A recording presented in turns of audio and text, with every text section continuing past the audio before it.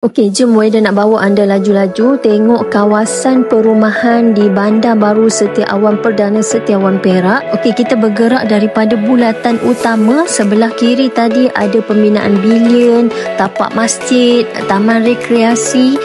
So kita berada di sekitar depan rumah kelab sebenarnya. Ini adalah berhadapan dengan fasa 1 dan fasa 2.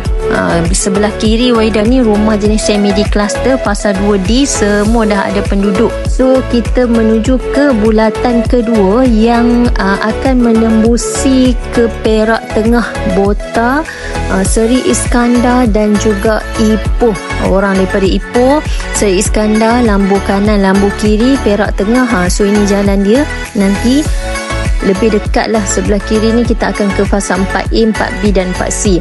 So ini akan ke Seri Iskandar, Ipoh. Di bulatan kedua ni ada deretan kedai, klinik, dobi. So semua dah ada di sini.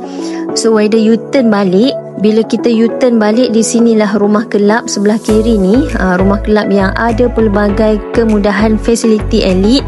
Kolam renang, dewan badminton, taman tema air kanak-kanak. Dalam tu ada ATM juga. Sebelah dewan badminton ni, tapak kosong ni ada pasar malam setiap hari Isnin. So jom dari bulatan utama tadi kita akan ambil pukul 9. Kita masuk sebelah kiri pula. Sebelah kiri ni lah tapak-tapak pembinaan pejabat-pejabat kerajaan seperti sekolah, klinik, balai polis, balai bomba. Dan lorong sebelah kiri ni kalau anda nampak ada pejabat Majlis Perbandaran Manjung telah pun siap dan diorang akan berpindah ke sini.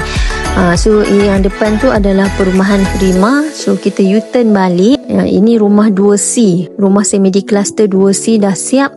Dan di sini yang sebelah kiri ni adalah tapak yang sedang dibina Pasaraya Bilin, berhampiran dengan bulatan utama dan berhadapan sahaja dengan rumah kelab.